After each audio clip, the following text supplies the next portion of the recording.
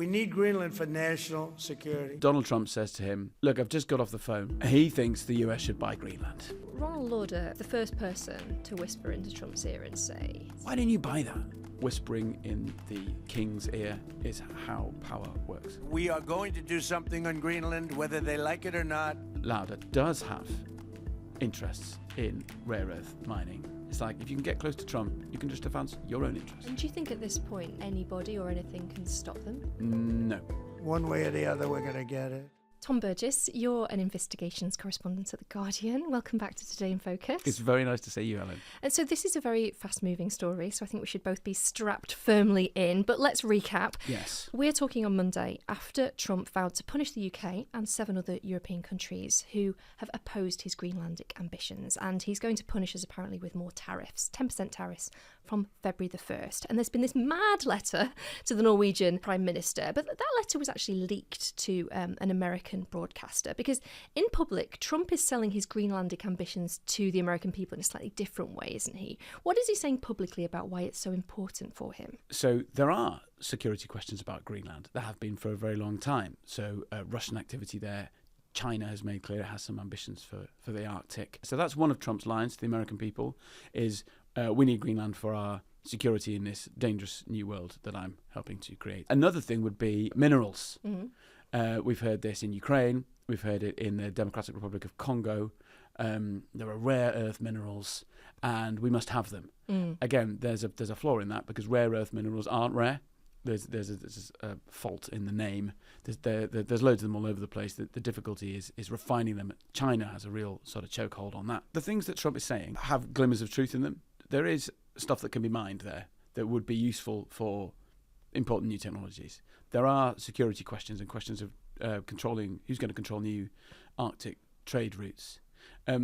There is a question about why in 2026 a European kingdom owns an enormous island on the other side of the world. There is a legitimate post-colonial question there. As ever with Trump, it's the method. Yes. And what he's doing is trashing alliances, trying to bully other countries for what seems to be his own acquisitive psychodrama. Here's a big thing. I'm a real estate man. I want the biggest thing around. That island's pretty big. I want to own it. He told the New York Times that owning it is psychologically needed for success. In the past few weeks, it's really ramped up again. What's your theory? Why do you think that might be? Just in the last few weeks, we've had this incredibly dramatic military operation to swoop into Latin America. In the aftermath of that, you saw Trump return to this Greenland theme. I think he was so thrilled. He was evidently thrilled. And it's fair to say that the Danes, who have kind of administered Greenland for hundreds of years, are not up for it, and let alone the Greenlanders themselves. European leaders are expected to descend on the World Economic Forum in Davos on Wednesday, where Trump is expected to give a speech, and presumably all of these leaders will be trying to persuade him against the idea. Trump's made his disdain for Europe clear. Keir Starmer's been busily trying to build a relationship, but it seems to be one that Trump treats pretty casually. And as for the kind of continental European leaders, Trump has sent them nothing but contempt. Let's go back to when Trump was first taking an interest in Greenland. Where did it all start for him? In 2018, his national security advisor is John Bolton, who listeners might remember from the Iraq War. Yeah, very hawkish. Bolton tells me he's called to the Oval Office one day, and Donald Trump says to him, look, I've just got off the phone with a prominent businessman, friend. He thinks the US should buy Greenland. At no stage does Bolton think, right, yeah, we'll get some dough together and we'll go buy Greenland. 2019, so the year after this first conversation, it comes out in the Wall Street Journal that Trump has this interest. And the Danes react, are appalled. Trump posts like a kind of Photoshop picture of an enormous golden Trump Tower over a Greenlandic village and says, I promise not to do this to Greenland. It was funny at the time. It was so ludicrous.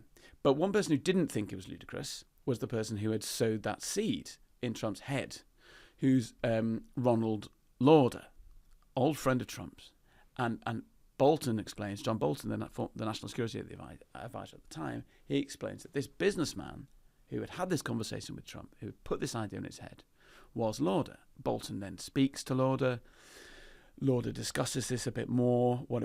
This plan he has, this suggestion he has that the US should buy Greenland, and that seems to be the seed from which everything else has grown.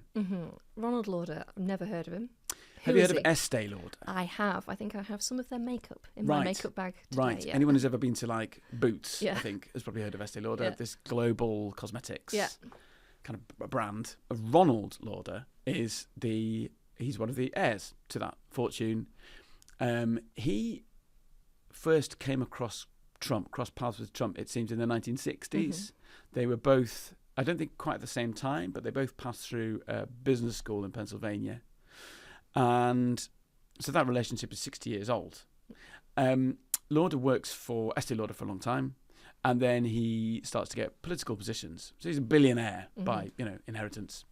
And Ronald Reagan in the 80s gives him a job, curiously enough, dealing with NATO. Okay. And he's made ambassador to Austria, which, in those Cold War years is a crucial, really important job. That's kind of like where the Soviet Union meets the West. And then he wants to be mayor of New York. So he runs for Republican mayor of New York, spends an enormous packet of his own money on that, and loses to Rudy Giuliani. Okay. Who another guy who ends up in Trump's orbit. Yes. He's a Republican donor for a long time. But after Trump wins that, earth-shattering victory, 2016, Lauder donates $100,000 to the Trump Victory Fundraising Committee. And had they stayed close throughout the decades? It's not entirely clear how that relationship, how close that relationship is. They're two Nepo babies, right, in New York? Yeah, they're two rich kids from New York. And that's a world. That's a world in which they would encounter each other a lot. But they're obviously close enough that Lauder can just ring up the president. I mean, a lot of people can ring up this president. Yeah. And this is what's so important about this, right? That it's a real window, and this is what Bolton told me, John Bolton. It's a real window into how the president's views and decisions are arrived at. There is a circle of rich people, influential people, a lot of them very right-wing, who have direct access to him or reach him through social media or Fox News. Yeah.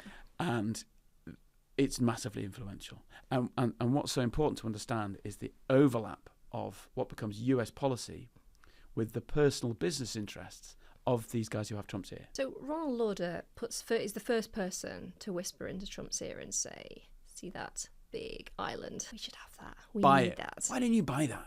But I suppose it kind of illustrates at that point how different the first presidency was, because he still had people around him who had foreign policy experience, who would make it out as if they were doing what Trump wanted, but sort of squash all of his mad ideas. Right, generals, career civil servants, national security people, Yeah, and what is Lauder doing? Does he just plant the seed, or is he doing more behind the scenes in the first Trump presidency? We don't hear much from Lauder for a while, because 2019, the Wall Street Journal gets the story that Trump is kind of interested in somehow taking over Greenland. And it is reported, as you said, it's reported as like, oh, he's doing this other mad thing. We'll put that in the box over here of like mad shit Trump said. Yeah, he says it's essentially a real estate deal. That's how he describes it. Yeah. Exactly. Not much happens on the Greenland front.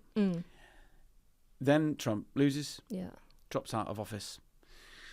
At that point, it looks like Lauder has really broken with him, because while Trump's out of office in 2022, this is after the kind of storming of the Capitol and so on. 2022, Trump is at Mar-a-Lago, his kind of court, and he invites Nick Fuentes, who is an open anti-Semite, among other delightful qualities. And Fuentes is invited, goes and has, I think, dinner with Trump. So for a long time, Ron Lauder has been the president of the World Jewish Congress. He has relationships with Israeli leaders and so on. He's a big philanthropist. And he makes a public statement. He joins the condemnation of Trump receiving and validating Fuentes, this raging, repellent anti-Semite. And a spokesman for Lauder comes out and says, look, there's going to be no more funding of Trump by Lauder. Lauder is one of the people who is going to break off funding for Trump.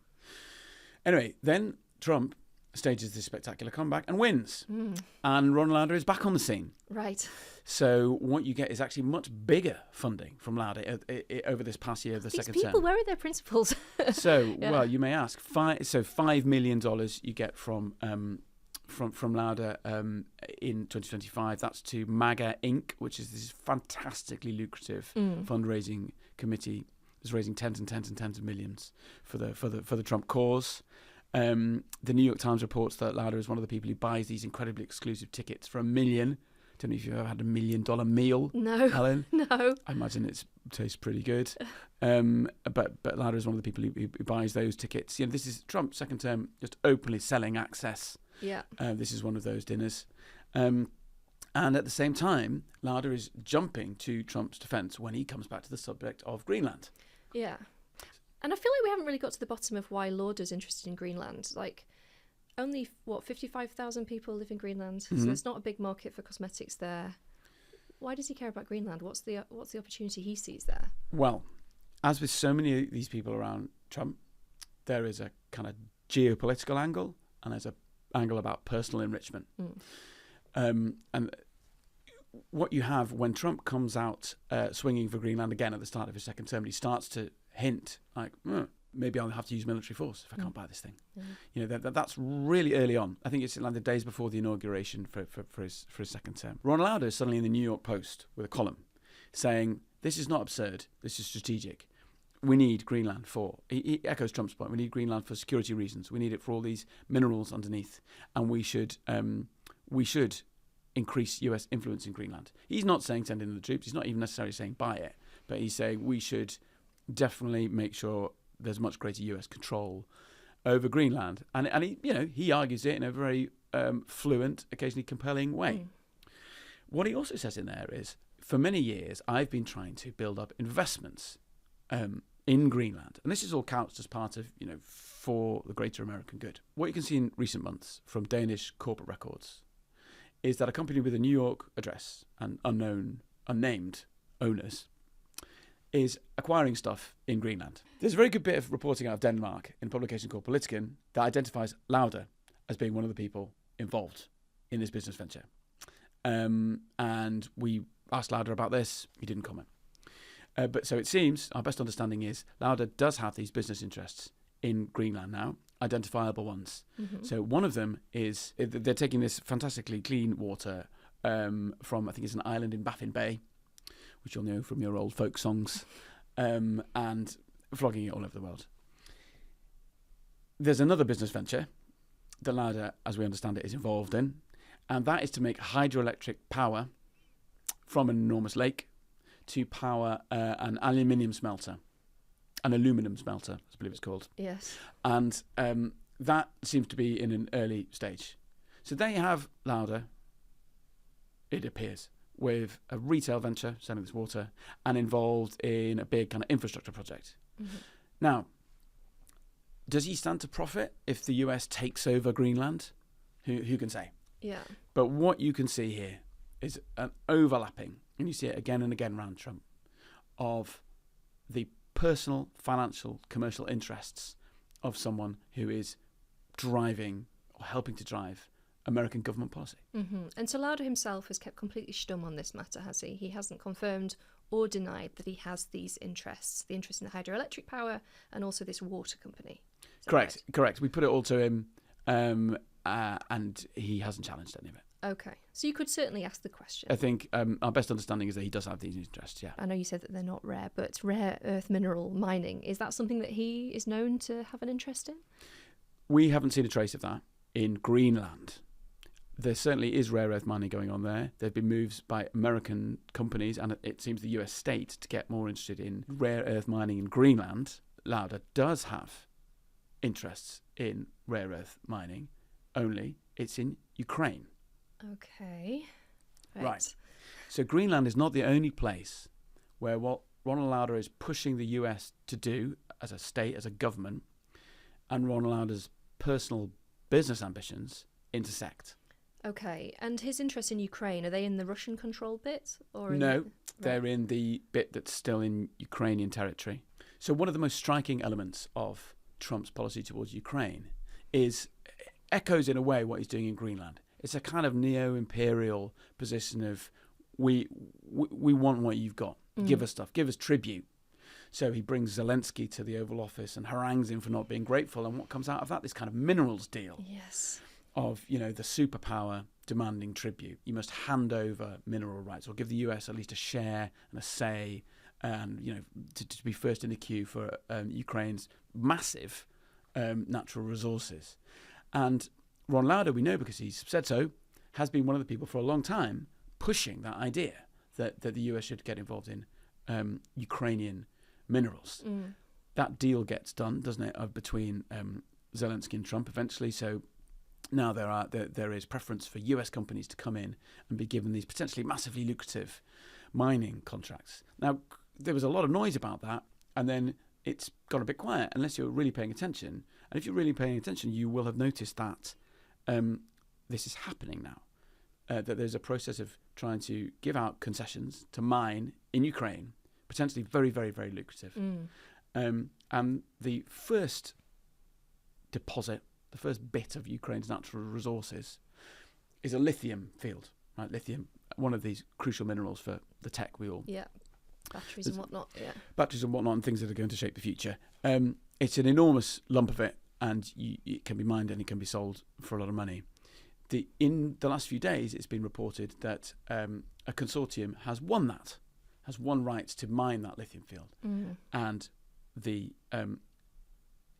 again, our best understanding, based in part on a very good bit of New York Times reporting, undisputed by Lauder, is that Ron Lauder, is part of that consortium that has won that Ukrainian mining concession.